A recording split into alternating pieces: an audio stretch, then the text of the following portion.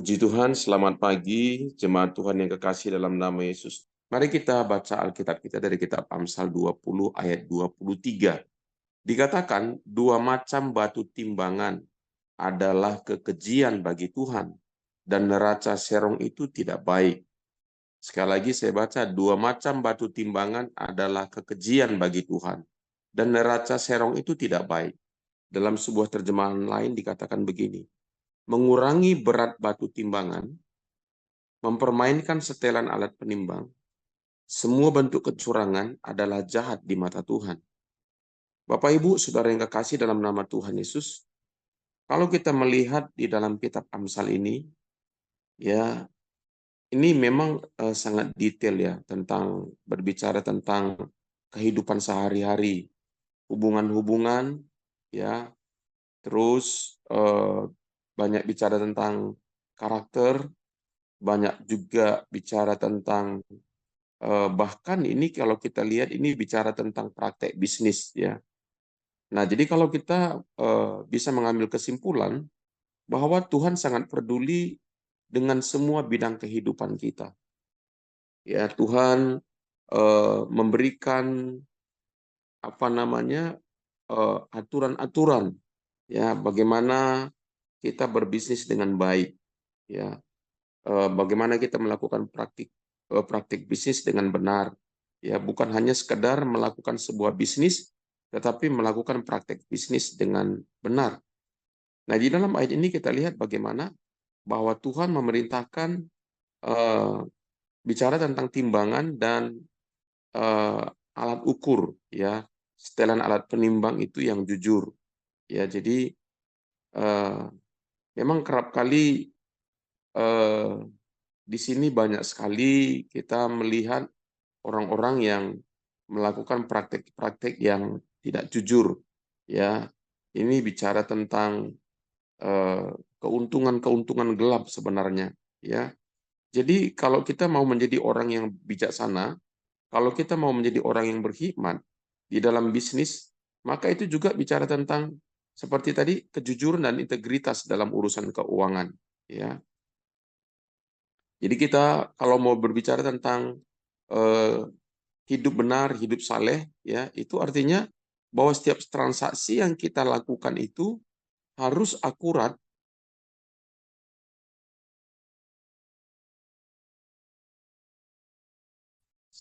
Pada waktu itu satu kali eh, Ibu Sora dengan rekan bisnisnya sedang jual beli sesuatu, Bapak Ibu. Ya, nah ternyata pembeli tersebut eh, karena tidak lagi dihitung secara akurat ya oleh dia sudah buat tumpukan-tumpukan uang pada waktu itu. Ya, jadi dia kasih, nah tapi tetap kita memang hitung gitu ya. Nah pada waktu itu dalam hitungan tersebut ya Ibu Sora mendapati bahwa hitungannya itu eh, lebih ya. Saya ingat waktu itu kalau nggak salah lebih 1 juta gitu ya. Nah saudara, nah di sini kita memang dituntut eh, tentang hati nurani kita ya, tentang kejujuran ya. Sebenarnya kalau kita bilang waktu itu dibilang pas, ya orang itu tidak akan menghitung ulang. Nah, tetapi memang benar Bapak Ibu bahwa ujian dalam kehidupan kita ini adalah bicara tentang uang. Ya, bagaimana sikap kita tentang uang. Dan kerap kali memang ini tidak mudah. Kita diperhadapkan dengan hal-hal yang demikian, kesalahan-kesalahan orang dalam bertransaksi, ya, kesalahan kita dalam bertransaksi, ya. Nah, jadi jikalau kita ingin menghindari kalau kita menginginkan berkat Tuhan, ya, dan menghindari terus memang melakukan transaksi dengan benar, ya. Kalau kita renungkan sejenak, ya, manakah yang lebih mendekati, ya, 1 kilogram, ya, apakah 9 ons atau 11 ons, ya. Nah, kalau kita berkata manakah yang lebih mendekati, ya, dengan 1 kilogram itu 9 ons atau 11 ons, itu tergantung kepada apakah kita ini seorang pembeli atau penjual. Ya. Nah, kalau kita ini seorang eh, eh, penjual ya yang tidak jujur, ya kita akan memberikan 9 ons. Ya. Nah, tapi kalau kita harus memilih sebagai seorang penjual, ya, kalau kita seorang penjual, lebih bagus kita memberikan 11 ons daripada kita menipu 1 ons kepada pembeli. Ya, nah, jadi demikian juga kalau kita seorang pembeli, ya lebih bagus kita mendapatkan 9 ons daripada 11 ons dari penjual. Nah, ini adalah justru lebih baik ya daripada kita menipu apakah kita ini seorang penjual atau kita ini adalah seorang pembeli. Nah, Tuhan mengatur itu Bapak Ibu yang kekasih dalam nama Yesus. Ya. Tuhan mengatur itu di dalam Alkitab. Ya. Bahkan itu ketika Tuhan memberikan hukum-hukumnya kepada bangsa Israel, ya. Nah, Musa itu mewajibkan timbangan dan ukuran yang jujur 3.500 tahun yang lalu. Ya, dari waktu ini kurang lebih 3.500 tahun yang lalu, ya. Dan Musa ya memberikan kewajiban untuk orang-orang Israel ya memiliki timbangan dan ukuran yang jujur, ya. Dan dia berjanji bahwa dunia akan iri kepada bangsa Israel karena hukum mereka yang bijaksana dan benar. Nah, di dalam kitab Imamat 19 ayat 35 sampai 36 dikatakan begini, janganlah kamu berbuat curang dalam peradilan mengenai ukuran, timbangan, dan sukatan. Ya, janganlah kamu berbuat curang dalam peradilan mengenai ukuran, timbangan, dan sukatan. Neraca yang betul, batu timbangan yang betul, eva yang betul, dan hin yang betul harus kamu pakai. Akulah Tuhan Allahmu yang membawa kamu keluar dari tanah Mesir. Jadi sejak di dalam kitab Imamat, ya Imamat 19 ini tadi ayat 35 sampai 36, Musa sudah mendapatkan perintah dari Tuhan ya untuk bangsa Israel itu memiliki neraca yang betul, batu timbangan yang betul, eva yang betul, dan hin yang betul yang harus kamu pakai katanya. Ya. Nah, dilanjutkan di dalam kitab Ulangan 45 4 ayat 5 sampai 8 dikatakan, ingatlah aku telah mengajarkan ketetapan dan peraturan kepadamu. Ini termasuk yang Imamat 19 ayat 35 sampai 36. Seperti yang diperintahkan kepadaku oleh Tuhan Allahku, supaya kamu melakukan yang demikian di dalam negeri yang akan kamu masuki untuk mendudukinya. Lakukanlah itu dengan setia, sebab itulah yang akan menjadi kebijaksanaanmu dan akal budimu di mata bangsa-bangsa yang pada waktu mendengar segala ketetapan ini akan berkata, memang bangsa yang besar ini adalah umat yang bijaksana dan berakal budi. Sebab bangsa besar manakah yang mempunyai Allah yang demikian hebat kepadanya seperti Tuhan Allah kita, setiap kali kita memanggil kepadanya. Dan bangsa besar manakah yang mempunyai ketetapan dan peraturan demikian adil seperti seluruh hukum ini yang kubentangkan kepadamu pada hari ini. Jadi Bapak Ibu, Tuhan itu salah satu yang Tuhan pertimbangkan itu adalah keadilan. Keadilan itu bicara tentang eh, ukuran, timbangan, dan sukatan. Jadi Bapak Ibu, mari kita belajar. Jadi ternyata kemakmuran, ya keberhasilan, ya dalam kehidupan ini itu juga berhubungan dengan bagaimana kita memiliki kejujuran di dalam berbisnis. Ya, Ulangan 25 ayat 13 sampai 16 dikatakan begini. Janganlah ada di dalam pundi-pundimu 2 macam batu timbangan, yang besar dan yang kecil. Janganlah ada di dalam rumahmu 2 macam eva, yang besar dan yang kecil. Haruslah ada padamu batu timbangan yang utuh dan tepat. Haruslah ada padamu eva yang utuh dan tepat. Wow, ini dihubungkan dengan begini. Supaya lanjut umurmu di tanah yang diberikan kepadamu oleh Tuhan Allahmu. Nah, bayangkan Bapak Ibu, dikatakan batu timbangan yang utuh dan tepat itu supaya lanjut umurmu di tanah yang diberikan kepadamu oleh Tuhan Allahmu. Sebab setiap orang yang melakukan hal demikian, setiap orang yang berbuat curang adalah kekejian bagi Tuhan Allahmu. Kadang-kadang memang sebagai manusia, orang tidak lagi mempertimbangkan, Bapak Ibu. Tidak lagi mempertimbangkan tentang kejujuran. Ya, orang mau berbuat curang, ya, demi bisa memenuhi kebutuhan hidup. Orang mau berbuat curang, ya, demi mendapatkan penghasilan-penghasilan yang tidak baik, seperti firman Tuhan yang katakan di dalam firman Tuhan ini.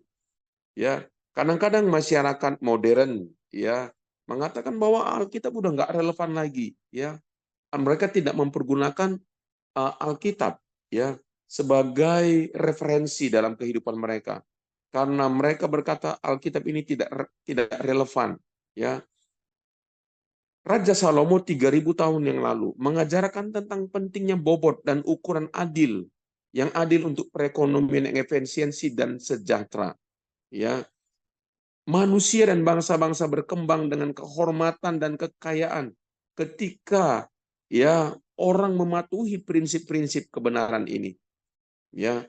Nah, Bapak Ibu, eh, di zaman Romawi kuno, ya, saya pernah membaca sebuah artikel bagaimana orang-orang di zaman Romawi kuno itu, karena kenapa orang Romawi itu berhasil begitu mengembangkan pengaruhnya kepada bangsa-bangsa di dunia pada waktu itu, ya, termasuk mereka ini berbicara tentang kejujuran dalam berbisnis, Bapak Ibu, ya, kejujuran dalam berbisnis, sehingga bangsa-bangsa lain itu dipengaruhi hidupnya, sehingga orang lain itu tertarik menjadi eh, membeli kewarganegaraan Romawi. Sama seperti Bapak Ibu ingat tentang bagaimana seorang perwira yang menganiaya Paulus pada waktu itu, dan Paulus membela diri dan berkata, "Hei, jangan sembarangan," katanya. "Saya ini bangsa Roma." Dan pada waktu itu perwira tersebut, tentara tersebut berkata, "Dengan apa kamu bisa memperoleh kewarganegaraan ini?" Ya, "Saya mendapatkannya dengan membeli." Bayangkan Bapak Ibu, bagaimana orang-orang yang dijajah oleh orang Romawi kepingin menjadi bagian daripada warga negara Romawi. Kenapa? Karena pada waktu itu bangsa Romawi adalah bangsa yang beradab, bangsa yang sudah mempraktekkan, ya, tentang kejujuran di dalam berbisnis, di dalam batu timbangan, ya. Nah, kalau kita berbisnis dengan jujur, maka kita bisa mengharapkan di dalam kitab Mazmur 144 ayat 11 sampai 15 ini dikatakan, "Bebaskanlah aku daripada padang celaka, dan lepaskanlah aku dari tangan orang-orang asing yang mulutnya mengucapkan tipu, yang tangan kanannya adalah tangan kanan dusta. Semoga anak laki-laki kita seperti tanam-tanaman yang tumbuh menjadi besar pada waktu mudanya, dan anak-anak perempuan kita seperti tiang-tiang penjuru yang dipahat untuk bangunan istana. Semoga gudang-gudang kita penuh, mengeluarkan beraneka ragam barang. Semoga kambing domba kita menjadi beribu-ribu, berlaksa-laksa di padang-padang kita. Semoga lembu sapi kita syarat. Semoga tidak ada kegagalan dan tidak ada keguguran, dan tidak ada jeritan di lapangan-lapangan kita. Berbahagialah bangsa yang demikian keadaannya. Berbahagialah bangsa yang Allahnya ialah Tuhan." Bapak Ibu yang kekasih dalam nama Tuhan Yesus, kalau kita hidup jujur di dalam bisnis kita, di dalam batu timbangan, dalam hal-hal kecil, maka Mazmur 144 ayat 11 sampai 15 ini bisa kita harapkan, ya, terjadi dalam kehidupan kita. Karena itu yang Tuhan janjikan, ya. Nah, beberapa waktu yang lalu kita berbicara tentang mendapatkan keuntungan yang curang, seperti kita itu memakan roti yang manis pada awalnya, tapi berakhir dengan seperti makan kerikil katanya. Ya, nah, Amsal 11 ayat 1 dikatakan bahwa neraca serong adalah kekejian bagi Tuhan, tetapi Ia berkenan akan batu timbangan yang tepat. Ya, Amsal 16 ayat 11 dikatakan, batu timbangan dan neraca yang betul adalah kepunyaan Tuhan, Segala batu timbangan di dalam pundi-pundi adalah buatannya. Ya, Amsal 20 ayat 10, banyak sekali ayat-ayatnya. Dua macam batu timbangan, dua macam takaran. Kedua-duanya adalah kekejian bagi Tuhan. Ya, ketika Israel melanggar ini, maka Allah mengutus para nabi untuk memperingatkan mereka akan datangnya penghakiman.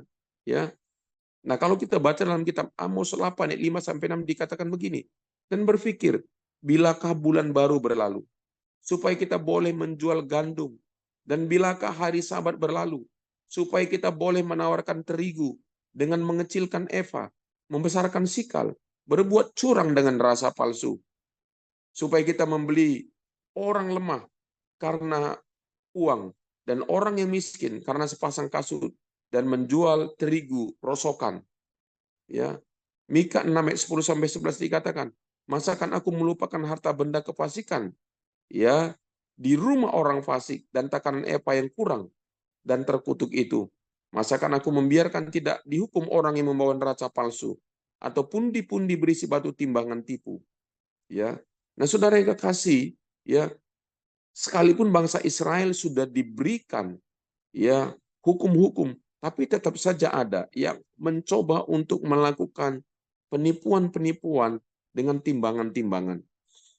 Nah, Bapak Ibu yang kekasih, kalau kita mau melihat ini di dalam dunia kekristenan, ini sangat kental sekali. Bahkan kita ini sudah menjadi sebuah rahasia umum. Orang berkata, jangan beli mangga di Parapat, contohnya Bapak Ibu. Ya, kenapa? Itu timbangannya pasti kurang. Atau nanti, ya katanya, kalau kita ditunjukkan itu yang bagus-bagus, tapi nanti keluarnya yang busuk-busuk. Nah, Bapak Ibu, ya mari kita lihat apa yang terjadi. Ya, padahal mungkin apa namanya mangga yang ditampilkan itu adalah mangga yang baik. Tetapi ketika kita bawa pulang itu yang busuk, apa yang terjadi? Kita lihat tidak akan ada kemajuan yang signifikan ya kepada orang-orang yang melakukan hal tersebut, termasuk orang-orang percaya. Ya, bahkan kadang-kadang di negara di tempat-tempat ya daerah-daerah yang bukan Kristen seperti di Bali, ya apa namanya eh, tourism ya begitu banyak orang-orang ya di sana ya kita lihat.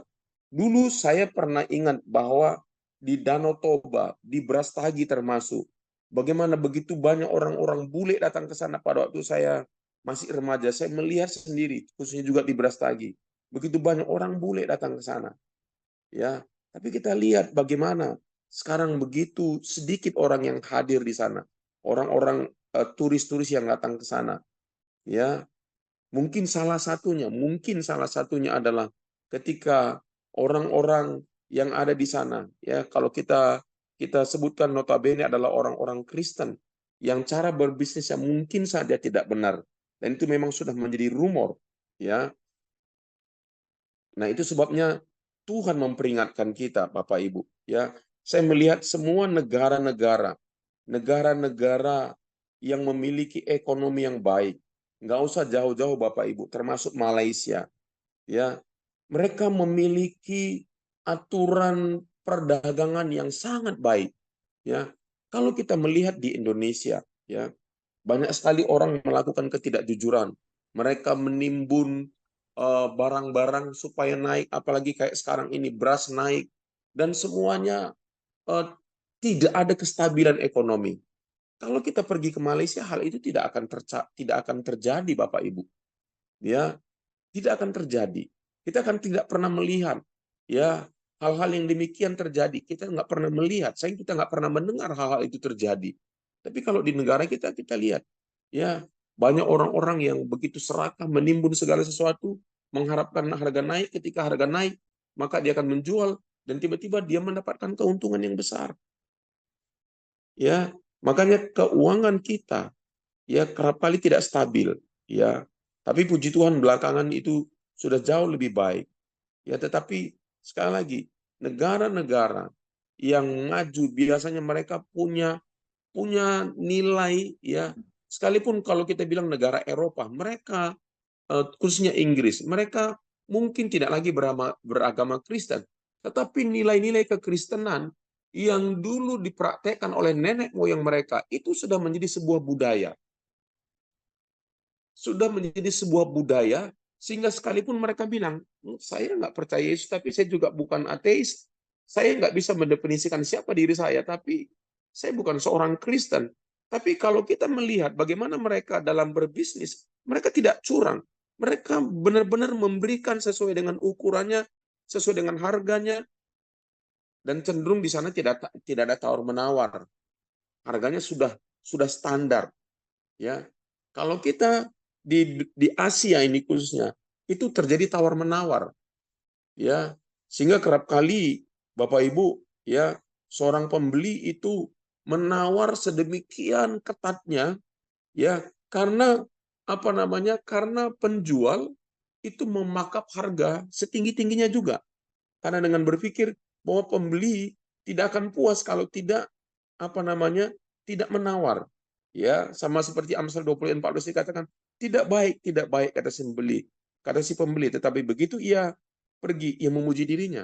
Kerap kali pembeli itu menawar bahkan dengan cara yang mungkin tidak baik. Oh, dia berkata barang kamu ini nggak bagus, padahal dia tahu itu barang bagus. Ini nggak bagus, dia merendah-rendahkan kualitas dari barang daripada si penjual, sehingga penjual akhirnya ya sudahlah. Ya, dan begitu pembeli membeli dengan harga yang sangat murah, lalu sama seperti ini kitab Amsal ini dia memuji dirinya sendiri. Wow, aku mendapatkan harga yang sangat murah. Ya, harga mungkin tidak wajar. Nah, Bapak Ibu yang kekasih dalam nama Tuhan Yesus, mari kita belajar Bapak Ibu untuk kita benar-benar ya memiliki apa namanya kejujuran di dalam bisnis kita. Karena ini tidak bicara hanya sekedar bagaimana kita mendapatkan untung, tetapi ada janji Tuhan. Kalau kita melakukan bisnis dengan benar, ada janji Tuhan di sana. Itulah yang Tuhan atur. Maka berkat Tuhan, ya, itu akan menjadi bahagian kehidupan kita. Mari kita berdoa. Bapa di surga, terima kasih Tuhan.